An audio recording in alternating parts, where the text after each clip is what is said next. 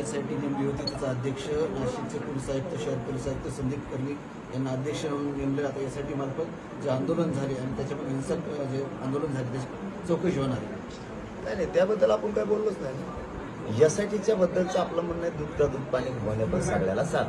कोणत्या मंत्र्यांनी फोन केले, दंगलीला कोणी प्रोत्साहन दिलं, कोणत्या मंत्र्याला आंतरवाडीत हल्ला होणार आहे हे माहीत होतं, कोणत्या अधिकाऱ्यांना माहीत होतं, कोणत्या SP ला माहीत होतं, कोणत्या कमिशनरला माहीत होतं, कोणत्या आमदाराला माहीत होतं, कोण तुमचे स्थानिक त्यावेळेस हल्ला होताना तिथं होते.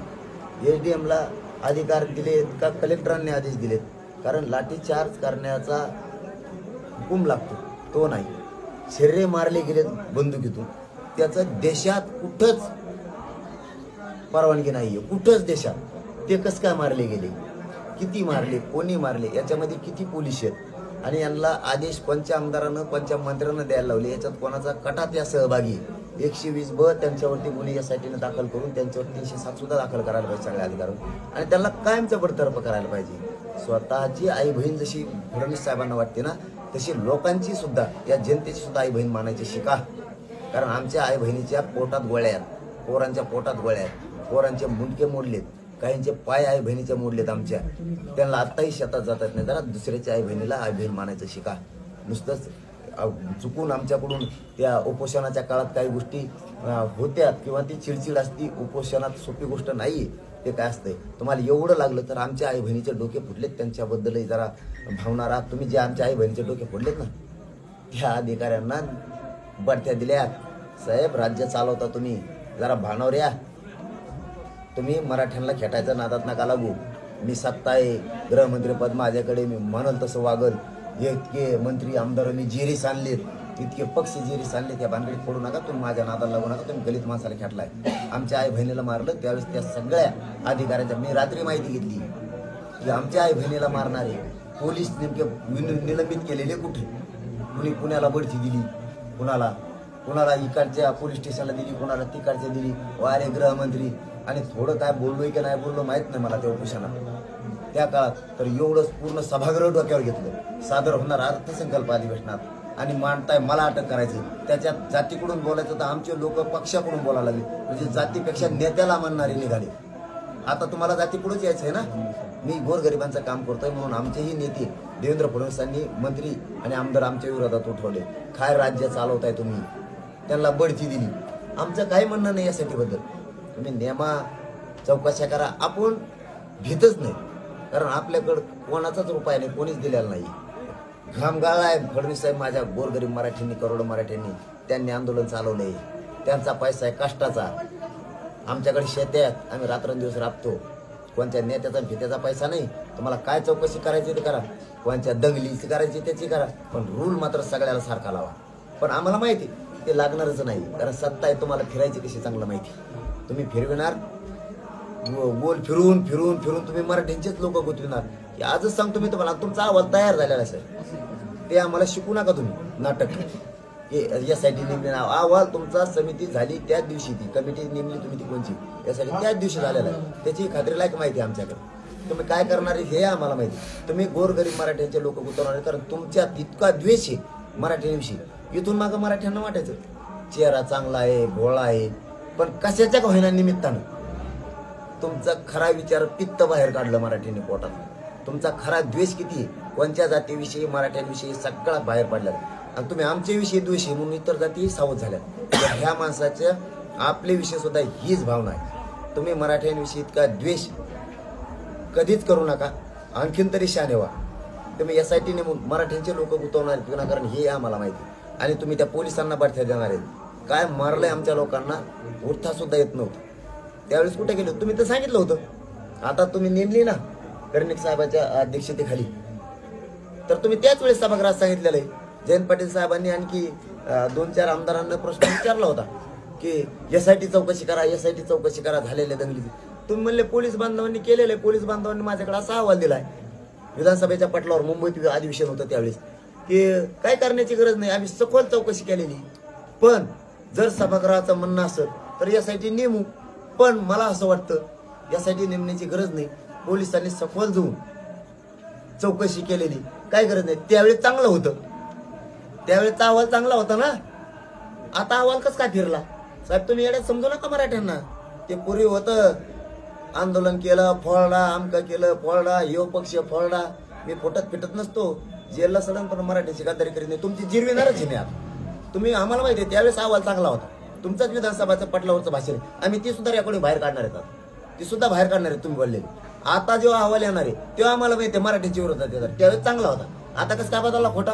तुम्ही पागल समजता का आम्हाला? मला माहिती आहे तुम्ही कसं गुंतवणार आहेत. मला तुम्ही गुंतवून तर दाखवा, पाठ थोपटीत आम्ही तुमची. हो, आणि मला मध्ये जागा तुम्ही बघा राज्यात कशी लाट येते आणि 14 राज्यातले बी मराठी क्षेत्रीय मराठी कशी विरोध भावनिक लाट येऊन तुमचा राजकीय सुपडा साफ करणार आहेत मराठी. दादा लोकसभा तोंडावर आहे आणि तुमचा पुढे अजेंडा कसा असणार? राजकारण आपला मार्ग नाही. हे बघा मी राग करतोय, मला माझी तळपायच्या मस्तकाली गेलेली.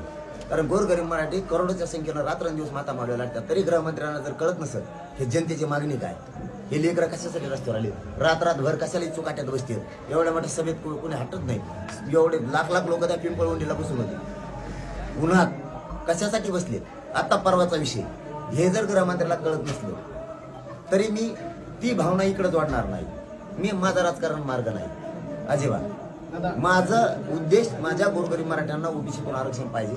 आणि आमचं जे सगळ्या स्वाऱ्यांचं ठरलेलं आहे गॅजेटसह 5-7 विषय केसेसचं ते पूर्ण करा. तुमची आमची दुश्मनी नाही, तुमची आमची दुश्मनी नाही. पण तुम्ही नाही दिलं मग मात्र सुट्टी नाही. फडणवीस साहेब तुम्हाला सांगतो मी आडव्यास शिरायचं आणि त्यामुळे अजेंडा गप्प बसवायचं. आडव्यास शिरायचं नाही अजिबात. आणि तुम्ही जे स्वप्न बघताय मला गुंतवायचं, भाजपच्या कार्यकर्त्याच्या हाताने हल्ला करायचा म्हणून पोलीस बांधवांची यंत्रणा सुद्धा तुम्ही जी पाठीमागं दौऱ्यात होती तीही कमी केलेली. गाडी पुढे ये म्हणा त्याला, मग सांगतो त्याला. आता एसआयटीची समिती स्थापन झाल्यानंतर भुजबळ असं म्हणतात की या चौकशीमध्ये जे जाळपोळ करणारे कोण होते ते समोर यायला पाहिजे आणि शिबिर गाळ करणाऱ्यावर पण कारवाई झाली पाहिजे. तुझ्यावर व्हायला पाहिजे. पण झालं का जागा देऊ? ते गेलं तर कुठेतरी मला वाटलं हिमालयात गेलं पण बर्फात बसला झोपला तिकडे गार पडायचे. झालं सुरू त्याचं परत. तू पण म्हणला पाय तोडू हात तोडू कोयते तोडू, त्याच्यानंतरच बोललेलो आहे. तूच फूस लावलेली त्या लोकांना. त्यांना म्हणायचं नव्हतं, तू फसून बोलायला लावले त्यांना सगळ्यांना. त्याचं काय? आमच्या विरोधात आंदोलन कुठं कुठं बसवले तू, त्यांना किती किती पैसे पुरवलेत. होऊ दे की सगळंच. तुझं हॉटेल कुणी जाळलंय बीडचं, होऊ दे एकदा. त्या हॉटेलहून पडलेले लोक कुठे आहेत, कोणत्या दवाखान्यात नेलेत, आतापर्यंत त्यांचा मेळ नाही. इतक्या स्पीडनं पडले सुद्धा असे मला बीड मधून माहिती. पडले पण जाणारे तिथं लगे अँब्युलन्स पण होती, नेले पण कुठे सुद्धा मेळ नाही.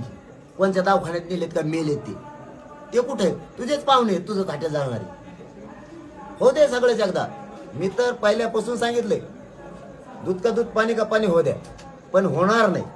आम्हाला माहितीये 12 बलुतेदार असू द्या, गोरगरीब जनता असू द्या, मराठी गुतणार हे मला माहिती. आणि मराठी भेदच नाहीत बरं गुतायला. तुम्ही नुसते आता यासाठी नेमले ना. वातावरण बघा, राज्यात दूषित वातावरण झाले सगळं. एक नाराजीची प्रचंड मोठी लाट आली. तुम्ही फक्त अहवालता ना तुम्हाला भावनिक लाट काय असती आणि आयुष्यात केलेली चूक किती मागात पडते हे फडणवीसांच्या लक्षात येणार आहे.